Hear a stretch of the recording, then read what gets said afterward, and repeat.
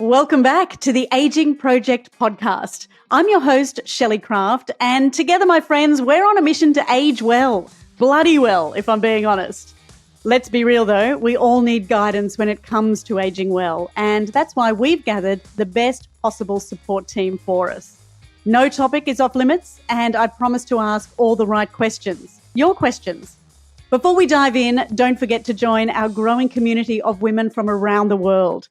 Sign up at theagingproject.com.au and become part of the Aging Project community. You'll gain access to our treasure trove of podcast episodes, our free 5-day morning challenge, and did you know we now have an online store called You Must Try It? It includes products we've discovered from our podcast guests and community. Think low-tox skincare, low-tox makeup, supplements, and more. You'll only find products we've tried, tested, and we love at youmusttryit.com. Are you ready to begin today's episode? Alrighty, let's do it. Because our environments have changed so much, you do have to start to be quite strategic about how you think about giving yourself movement. You know, it's very easy to sit in a couch all day when you're not sitting at your desk and to drive places. And, you know, our bodies want to do that. Like, we're energy conservers. Like, biologically speaking, we're one of the laziest animals. So you've got to fight against that. And then you've got to fight against your culture that says, hey, it's super normal to sit in a chair for 8 hours a day. So you do have to be quite strategic and committed. That was today's guest, Petra Fisher, who we discovered on Instagram. Petra's journey is nothing short of amazing. She's an ex-Canadian lawyer who's become an expert in movement and transitioned her career to become an online course creator who travels the world. We love sharing stories of women embracing their passions, and Petra is certainly an excellent example of that. Get ready to be inspired, because this conversation is all about embracing mobility, following your passion, and defying age-related stereotypes. Please welcome Petra Fisher. I feel like starting with coming to us live from Lombok is Petra Fisher. Petra, look, we are here to talk to you today about mobility, to get us thinking a little bit more about our body as a whole and how what we do with our feet affects our hips, affects our pelvic floor, that everything has to work as one. But before we get to that, your personal story just absolutely fascinates me. I mentioned that you're in Lombok now. What has taken you there? Oh my gosh. You know, the traveling thing started about 5 years ago, and it really started about 7 years ago, because it took us about 2 years to figure out how to do it. But, you know, we were sitting around and we were like, if we could move to outdoors and live outdoors and just camp all the time, we should probably do that. I wanted to live at camping. And so we realized that we could make it work because we owned a house in Toronto and we had some rental income, and we were like, we can save our money. We don't have to go out for dinners. And so we bought a truck and we started camping. Like, we literally drove around North America for 3 years, and that was how we started traveling. But then, because my work started getting busier because I wanted to keep teaching, it was really tough to have any kind of regular filming schedule when we were living out of the back of a vehicle. So we started doing this more digital nomad style living. So last winter we were in Nicaragua and Costa Rica, and this year we're in Asia. So we're much closer to you. Unbelievable. That's really, I guess that's almost the happy ending to this story, because you were a lawyer pre-Petra Fisher Movement. How did you get from sitting at a desk every day, or perhaps, being in court, whatever it may have been, to living this wonderful, inspiring life of movement around the globe and body movement as well? Both of them. Yeah. Well, you know, I was a terrible lawyer. I was a really, really unhappy, really bored lawyer. And so I got fired. It was super convenient. It was at the end of the big crash in 2007. It was a layoff, not a firing. Like, I wasn't incompetent, but I was not a high value production part of the chain. And I got laid off, and I was like, well, that's awesome, because I was also miserable. And I moved to a job in the government for about 5 years while I sorted out what I wanted to do. And at the same time, my body was really having all kinds of problems. I had literally everything. I had shin splints, plantar fasciitis. I had neck pain that was disabling. And I didn't know what was happening to me. So I started looking for answers all the normal ways. So chiropractic, massage therapy, physiotherapy, acupuncture, I did all of it. And the first thing that stuck was movement therapy. And at that point, it was Pilates therapy for me. And I was like, oh my gosh, like that's what's missing, because nothing else would stick for my body. And so when that happened, I was like, okay, boom, answers for my body, answers for my career. And as soon as I discovered it, I started making the changeover. I got a personal training certificate. I got certified with a biomechanist called Katie Bowman, who's in the States. And it took me about a year to switch over to teaching instead. I think it'd be fair to say that you're a goer, right? In Australian, that means someone that just gets in there, rips in, gets the job done, whether that's the way that you felt about your practicing law or not. But as a kid, were you a particularly active, physical, sporty kind of girl? Not even a little bit. I did love hiking, but I was a reader. And I think that that's what ended up showing up in my career. And, I still love to read, and I still read very quickly. And I think it's one of the things that people like about me is that I write well. And I think it's because I've read my whole entire life. So it wasn't something that I found until later. And really, my whole desire to be fit started in my 20s. And I was like, I want to start running. And as soon as I started running, I started having sports injuries. So I was just never able to be particularly fit and athletic, even though I wanted to be. So it's given me this kind of interesting insight on how to start moving when your body's not very good at moving. And so that's kind of been the curve I've been going through for the last 10 years or so. Do you find in your readings and in your practices that a lot of people do that? They go, right, I'm going to get fit. I really want this now. I feel like I'm mentally prepared enough to say it's time. And I guess in our mid-40s or, wherever we are in our journey, you do reach that brick wall, don't you? It's like, I cannot put this off anymore. I'm ready to do this. And then, as you say, your body is not ready to do this because you've either been living a sedentary lifestyle, you might be carrying injuries that you didn't even know you had until you start to move your body. Yeah. I think that people come, from two directions. There's a lot of people who were very active and very athletic and then have taken a step back, whether it's because of children or jobs or whatever. And then they feel like their body can't do it anymore. They've got those injuries and they just feel very, very much like they've lost their old identity and they don't know how to get it back. And then there's people who are like, yeah, I want to start now, but I can't figure out what the steps are. So, especially when you get something like knee pain or foot pain, it's very disabling and you'll hear it. I know you posted something about Peter Attia the other day and he's talking about, all this hardcore heavy weightlifting and high intensity stuff. You can't do high intensity stuff if you've got a major foot problem. So you've got to deal with the injuries so that you can get that big picture stuff that we all know that we need. I do love the phrase that you use being movement and mobility. And to me, that just sounds so much more welcoming and kind than physical activity or strength training. You do movement and mobility. And once you get that right, I guess the world is your oyster. Well, I hope so. That's certainly where I'm putting all of my bets. But, I know you are very aware of the importance of mobility as we age, because mobility really means your ability to do everything. If you can't move your body around the world, you can't do anything that you want to do as you get older. And then I like the movement lens because it opens things out of just having to go to a gym in order to move our bodies. So, when I think about movement, what I think about really is the stuff you do with your body to get your life done. And so, we could drive to the grocery store or we could walk to the grocery store and we could carry our stuff home or we could stick it in the trunk of our car. So you get a lot more possibilities. And, I like to take a sort of an evolutionary lens. I don't know if you know what the evolutionary mismatch hypothesis is. But it's this idea that one of the reasons that our bodies don't work well as we get older is because we've taken a human body that's evolved to move all day long like a hunter-gatherer, and we've stuck ourselves in chairs and shoes all day. So there's a mismatch between what we need and what we're getting. And that's the perspective I take on kind of how we should probably be moving, which is large amounts of slow movement all day, some amounts of high intensity work regularly, and a lot of stuff we don't think about, like lifting and carrying and climbing and crawling and reaching, stuff we don't do because we're always stuck in front of computers. So a lot of my work is how do we get from point A, which is I've got a knee injury, to point B, which is, how are we moving all day long, more like one of our ancestors would have done. Mm-hmm. And look, we do see that, don't we? And it's proven not only in the work you do, but in the blue zones and those studies that the people that are living the longest, healthiest, happier lives are probably living much simpler lives.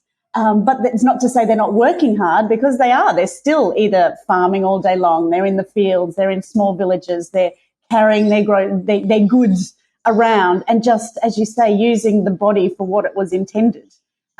Which I think, you would be one to advocate that you've got to use your mind as well. And I guess that all comes into balance at that point. Yeah, I mean, from the movement point of view, I think that because our environments have changed so much, you do have to start to be quite strategic about how you think about giving yourself movement.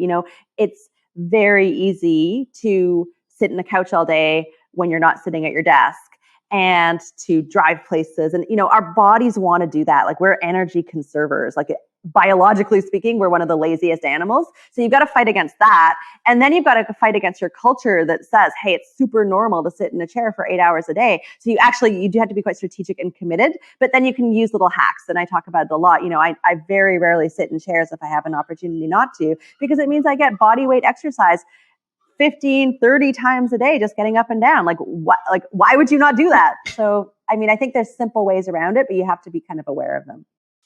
A quick reminder, our sister platform, youmusttryit.com, has gentle cleansers, vitamin A, at-home red light therapy devices, hair regrowth, and gut health products. We've got you covered. We've done the research and found the best products to support us age well. Now, back to our chat.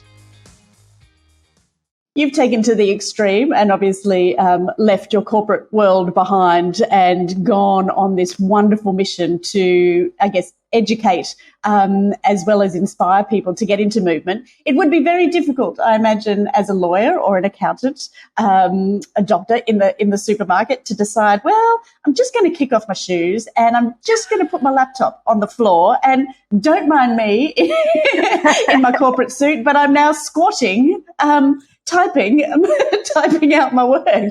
Okay. You can see it like that, but I think there's more opportunities than we think. So, when I was at the government, I was like, standing desk. I must have a standing desk. And I got a standing desk. Almost everyone can convince their employers these days to get a standing desk. There's so many more people now who are working from home. And if you're working from home, unless you've got a big screen array in front of you, you can probably spend some of your time on the floor. I know it sounds crazy to sit on the floor, but as soon as you get the idea of it, you can actually set up a really nice floor sitting living room. Like, it doesn't mean literally sitting on the ground. You can set things up so that you've got kind of a nice space.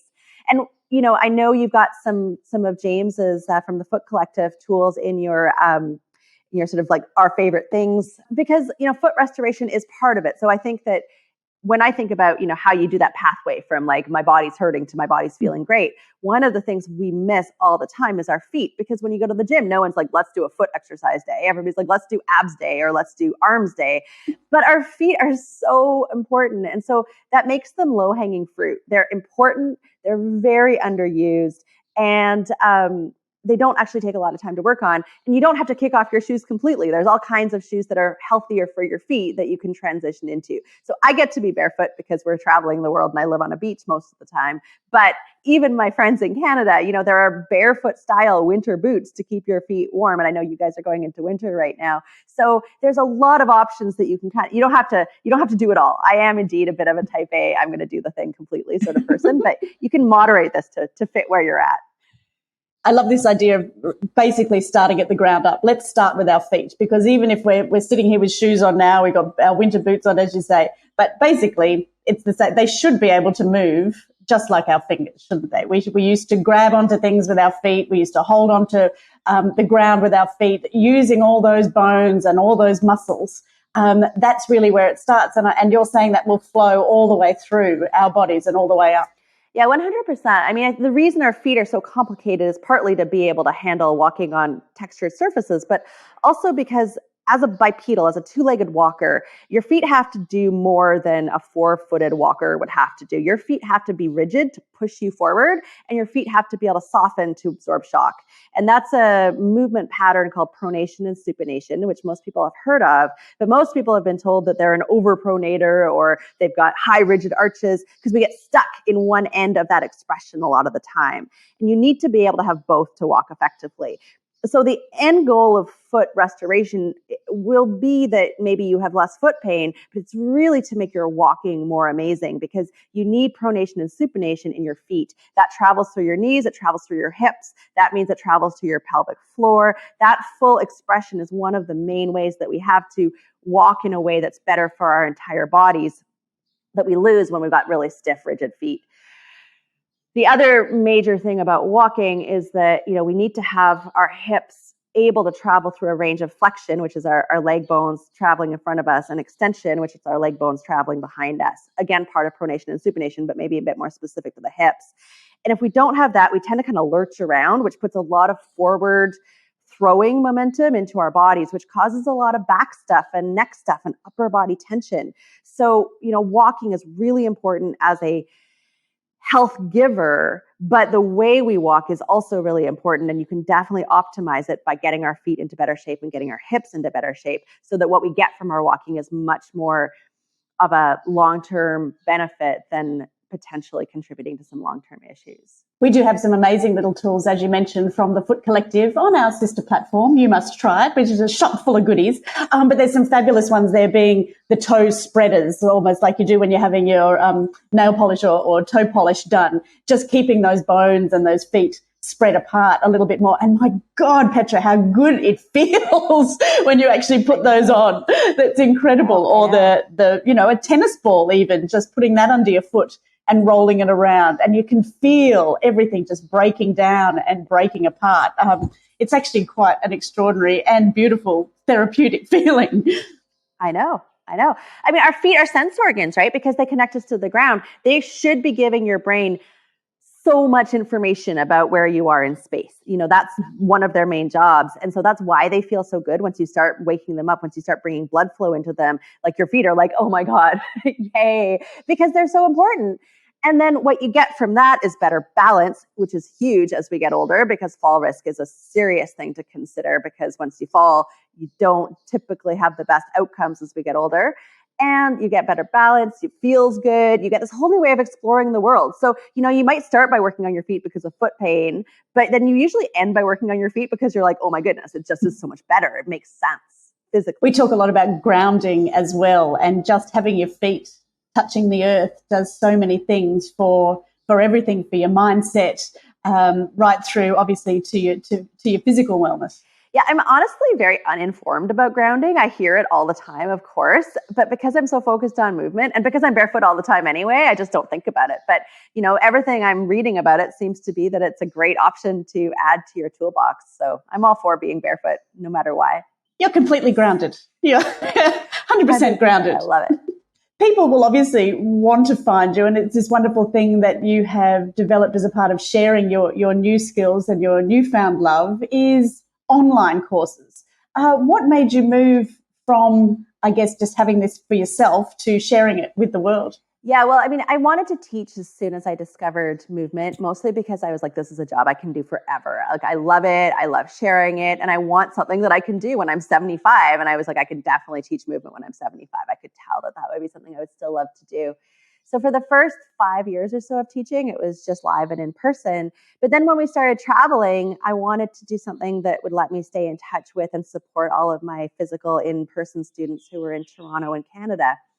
So I created my first online program, which is my membership program that still exists today. We've got like 165 classes in it now. It's huge. So that was my very first online course. And I kept working on it when we first were traveling.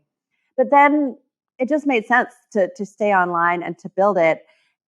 And then COVID happened and we were already online. So it just made sense to keep building it. And now it's kind of an exciting time for us right now, because we've been able to take a bit of a step back, and we're really working on making our programs more, I don't know what the right word is, like more progressive, I guess, so that when you come into our environment, you can start with one of our free courses, and then that's going to lead you to as a beginning step, no matter kind of what your desires are. So, we're creating, it's 2 pelvic floor courses really, but it's a pelvic floor and upper body course that's a foundational course for how you can improve your upper body movement, whether it's your shoulders or your spine or your core function.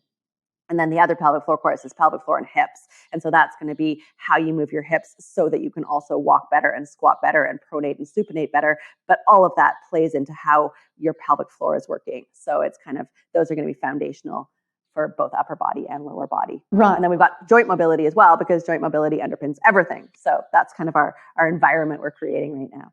So where do we start with Petra Fisher Movement? What is the first course that everyone should be doing, whether they have been sedentary, whether they're ready to start that movement and mobility rather than just exercise? Do you have like the perfect pathway that people should be taking with your courses? Well, the nice thing about movement is that you can't lose even if you take any pathway. If you start at all, then you're going to be winning. But we've sort of created 2 starting points. So number 1 is For Your Feet, which is a free foot program. It's 7 days of email lessons that will get you way healthier on your feet and started off on that pathway towards better walking. And that's an awesome product we've had out for a while. And then we just created a new one called Ribcage Magic. And that's entirely focused on our upper body rib cage position. And it's because when you're thinking about pelvic floor stuff, which I think about a lot these days, so your pelvic floor, a group of muscles, they're the bottom of your core. Being at the bottom of your core, they play a role in stabilizing your body, whether you're walking or whether you're picking something up or whatever you're doing, your pelvic floor is part of how you move all the other ways. So you need your core to work well. And what that means is it needs to function as a system between your diaphragm, which is your main breathing muscle, the muscles around your core, and your pelvic floor. They've got to work as a team. When I see 90% of people, I'm going to just show you physically because it's a little more easy to see. So one of the fixes that we do for posture is that we like to lift up. That's the military posture. You'll see it all the time.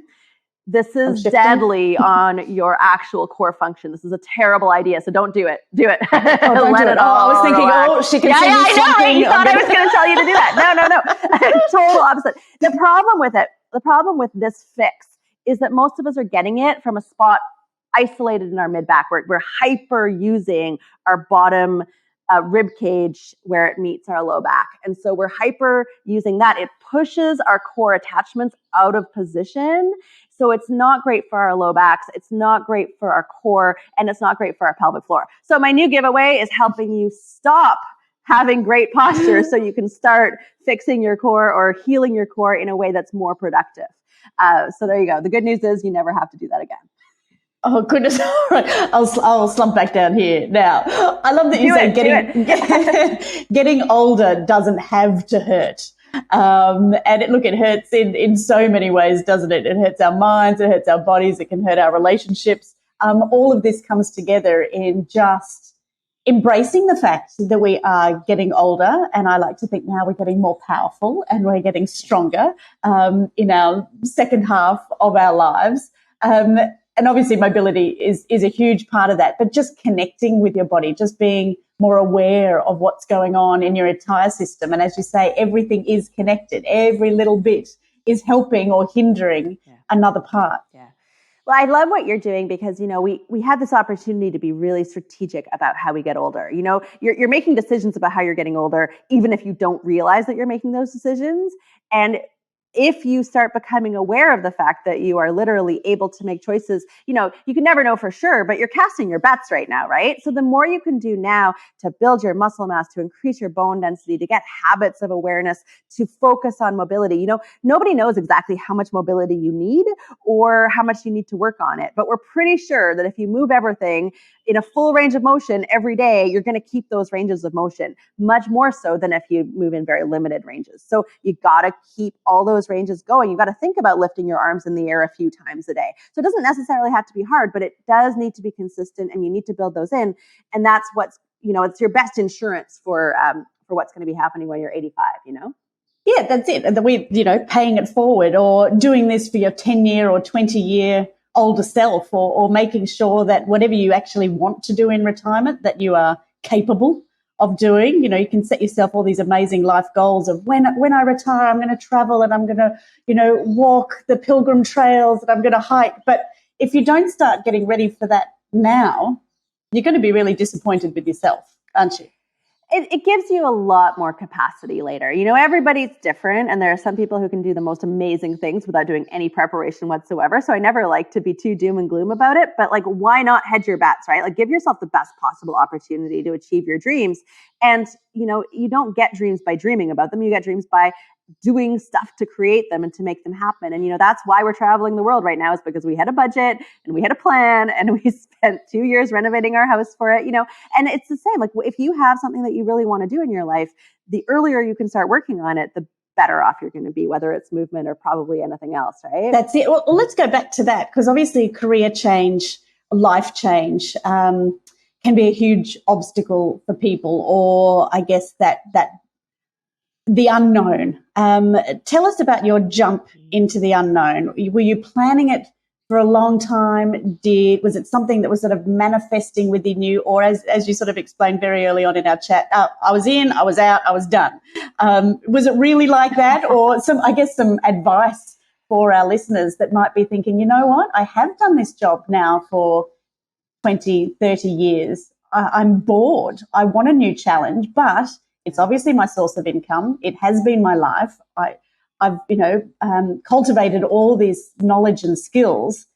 How hard is it to actually pull the pin and start again? So it sort of depends on the model that you're going to use. So if you want to retire completely, then you're going to have a different financial plan than if you plan to work. So the biggest thing is planning. You need some spreadsheets. You need to talk to a financial advisor or have some good financial savvy so that you know exactly what you're dealing with. And we built a financial model of what would happen over the next 10 to 20 years in our life, including a worst case doom and gloom scenario that was literally taking the Great Depression and applying it to all of our savings. So that was our number one thing, was we were okay, can we actually do this financially with what we've got going? So that was really helpful. And I think that does a lot to reassure you on whether it's possible. We didn't just abandon everything and decide to just venture off willy-nilly. We also started saving money. We really did stop buying everything that wasn't essential in our lives. We stopped going out for dinner. We like cooking anyway, and it's healthier to cook at home. So that was a good excuse to just do all of our own cooking. And we still try to buy as little stuff as possible. That's important for us environmentally. It's important for us because we can't carry too much with us when we're traveling. And it saves us a lot of money. So, what you spend is just as important as what you are making. And then you need to be realistic about what your income could be if you intend to keep working. So we didn't really intend to work as much as we ended up working, and things have been great with running an online business. And it's a joy for me to be able to share this work. And part of it's just my own perfectionistic nature. We're creating new programs right now because I want to make sure that our programs are offering things for more people and in a better way. And so it means that our business keeps growing and building, even though I didn't really set out to do this. And so Chris, now my partner, works full time on it, and we've got 3 staff now. So it keeps growing. And we're holy crap, this is not what we really plan to do. But you can't count on that happening. And especially with online stuff, you have to want to spend time working on it. So, we are super lucky. We get to go to the beach when we want to go to the beach. But right now we're also working 10, 12-hour days to get these courses done. But I sit on the floor to do it, and I do push-ups every 15 minutes. So, we're working a lot, but we're moderating it out so we can still have movement. But, if you plan to have an online business, be prepared to learn how to have an online business. Back in season 1, episode 12, we learned about the benefits of collagen from the amazing Dr. Frank Lipman. It was that conversation that saw us researching the best possible collagen products we could find for us and for you. I'm excited to say our favourite brands now available inside our sister platform and store, youmusttryit.com. You'll also find a range of fabulous products from gynecologist Dr. Anna Kebeka, who we interviewed in season 2. I absolutely love her maca powder and keto green protein power. After today's episode, perhaps go back and listen to episode 2. It's called Let's Take a Menu Pause with Dr. Anna Kebeka. It's worth a listen. Okay, my friends, now back to today's episode. Petra, it's quite incredible. You must, I guess, have this wonderful feeling that you are making a difference in hundreds of thousands of people's lives. It's really crazy. I think I was saying to Amanda before we hopped on here, the numbers that we've had who are getting engaged in our work have really skyrocketed over the last year.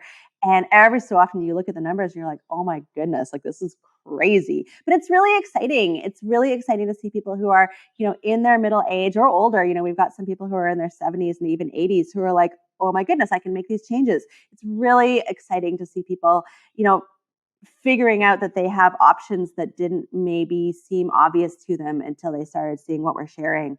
And it's nice because it's so empowering, right? It's ways you can look after yourself that don't require going to the doctor's office and don't require surgery. And suddenly you start feeling better and doing more of what you love. And I think that's really kind of the guiding goal of this stuff. Is no one really loves doing exercises at home, but everyone loves walking the Camino. And if those exercises at home mean you can go out for those long treks, then I think you should consider doing them. Petra, there's a whole audience here that is completely inspired, fired up, and ready to take the next step, whether it be perhaps developing a business idea, perhaps walking in and throwing in the towel in their current job, or perhaps just getting a bit of movement into their day. What is your best advice for people in those free frames of mind right now? Yeah, for sure. Well, I don't recommend quitting your job entirely without thinking about it first. But, one thing that I always recommend to people is to start by trying some floor sitting. It's super simple. You don't have to do it tons all day long, but just one time when you're going to sit in a chair, instead set yourself up a little station on a rug, have a couple cushions around, and sit on the floor for when you check your Instagram, for example. And that'll give you a bunch more body weight movement, a bunch more mobility. It's very simple. I have a few YouTubes about some technique tips that you can use to build strength and to sit well, because bolstering up your body, sometimes it hurts to sit on the floor at first. So I've got some tips there that you can check out on my YouTube. But fundamentally, it's just a question of spending less time in a chair by sitting on the floor a couple times a day. It's already doing a great job for your body. Petra, obviously, with online, you still have a wonderful connection to your clients and people that are involved in your programs. I'm sure there's a lot of back and forward chat and a lot of those hip hip hooray moments that you have with some of the people that do your workouts. Can you share one of those with us? Oh my gosh. Well, I think the most exciting one that's happened recently was from a fellow Australian, actually. So she was somebody who had plantar fasciitis and lots of soreness in her hips. And so she's one of my Take 10 membership students. And she was like, yeah, I don't really do your classes. And I was like, well, why don't you do the classes? Why don't you try starting to do the classes? She was doing physio for her hips because she was leading into a hip replacement. So she was doing her physio, but she still had plantar fasciitis and it hadn't helped that. And I was like, okay, go ahead and do the classes. And so she dived in and she started working on some of the main kind of how you stand better and how you walk better. And 3 weeks later, she texted me and she was like, is it possible for this stuff to make changes really quickly? And I was like, well, it might. I mean, the way pain works can be really interesting. And she was like, I think I'm going to cancel my hip replacement appointment. And I was like, no. And she's like, I think I might. I don't have any pain anymore. Like, it's sometimes a tiny twinge. And I was like, well, I mean, that's a big decision. So why don't you give it a little longer? So she waited another week and she wrote to me and she was like, I'm canceling it. So she just canceled her hip replacement surgery about 4 weeks after actually starting to do the work that we'd asked her to suggest that she try doing. Isn't that crazy? Oh my God, that is crazy, incredible and fabulous all at once. And even if you do end up revisiting it, you probably had 20 more years where you haven't had to go through that. Right.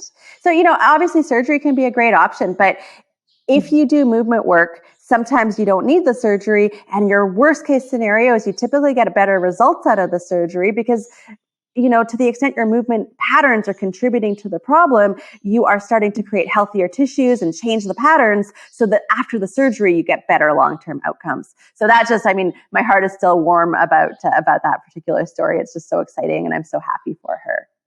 Absolutely. And look, here we always say these are just conversations. These are something to trigger ideas in your mind, but make sure you do get advice before you start doing any exercise. Where is the best place for that?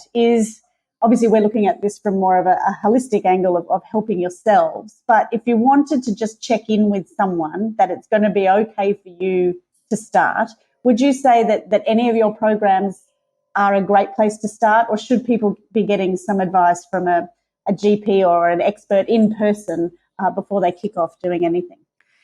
Well, It's always really hard to tell because it kind of depends on where you're at. You know, if you have a lot of chronic or existing issues, then it's a really good idea to check with your clinician to know if there's anything you can't do. So for example, if you have osteoporosis, you probably should not be doing a lot of forward flexion. And there's just not really much you can do about that because that will be a fracture risk if you have bone density loss.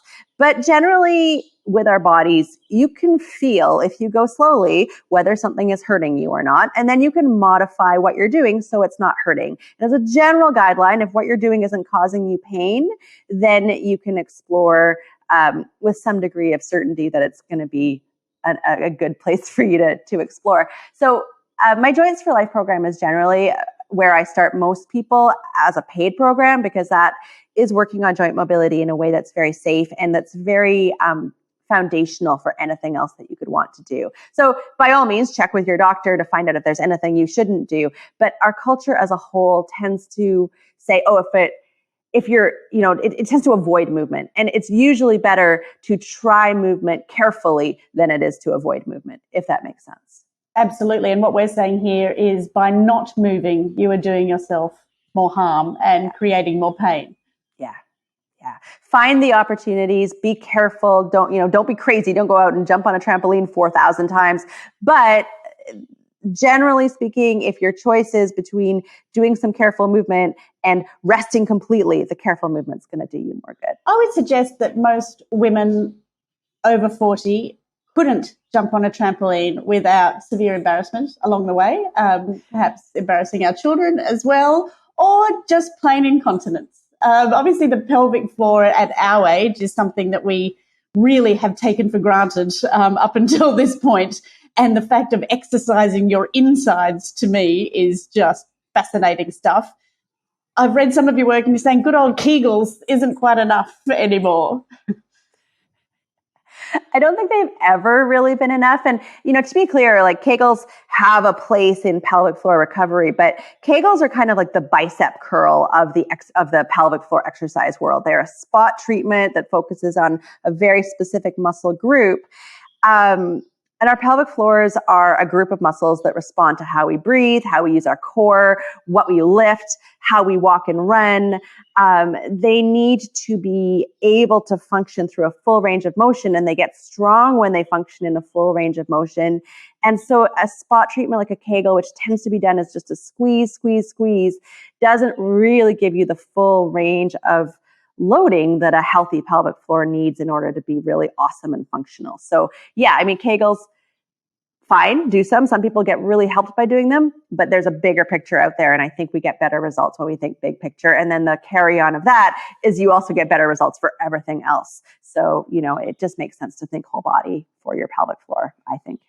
That's it. So Petra Fisher Movement is the perfect place to start. You can take it slow, you can take it easy. As you say, there's 160 odd different courses or workouts there to get involved with. So it really is a matter of just doing it, isn't it? To use another company's better word. Another company, which does not make great shoes, I might add. We don't need shoes. Sometimes shoes are okay. The right shoes. You need the right shoes. Yeah, it's we've got lots of options, lots of free options to get you started, and we're excited about where things are going, and we're really excited to be a part of what you're doing here, Shelley. Oh, thank you so much, Petra. We are so thrilled to have spoken to you today. As you said, we'll put it up there, petrafishermovement.com. I love your Instagram. Not only do you have fabulous, wonderful content on there, but the backdrops are always gorgeous and inspiring as well. So it just proves you can move no matter where you are, what you're doing, whatever your situation. You've just got to think about it a little bit more. And maybe instead of taking those shortcuts and, driving around for 15 minutes to find the closest park to the door, park a little bit further away and just walk a little bit further, knowing that you're going to do at least 3 kilometres around the shops when you're actually inside. So what's an extra 200 metres to the door? Yeah. Well, that attitude shift is so helpful, and it's helpful with chores too. Suddenly having to wash the kitchen floor is a movement opportunity instead of an annoying thing you have to do. And I'll tell you, it really helps when you're like, I'm doing this for my heart. It really helps. It really helps. That is a brilliant tip. Thank you so much. I will never look at housework the same again. It's good for you. Petra, have a fabulous day. Thank you so much for your time. You also, Shelley. Thank you. What an inspiration Petra is. What really struck me was how personal struggles led her to discover the magic of movement and mobility. She faced so many challenges like plantar fasciitis, pelvic floor problems, hip pain, but she didn't give up. And for anyone with chronic issues, perhaps she might have offered you some inspiration today. And what about the topic of foot health? Petra suggested we take our feet for granted, which is very true. But she did warn us that neglecting foot health can have a ripple effect on our whole body. So let's start by giving our feet some love, and they'll thank us by keeping the rest of our body happy and pain-free. Feeling inspired yet? I know I am. I love these conversations. If you want to learn more about Petra Fisher and her incredible work, head over to her website at petrafishermovement.com. It's been an absolute pleasure to be with you once again. I'm Shelley Craft, and together, my friends, we're the Aging Project community, and we're here to age really bloody well. I'll speak to you next week. Bye. As always, the Aging Project podcast is for educational and entertainment purposes. Always seek medical advice from a qualified practitioner.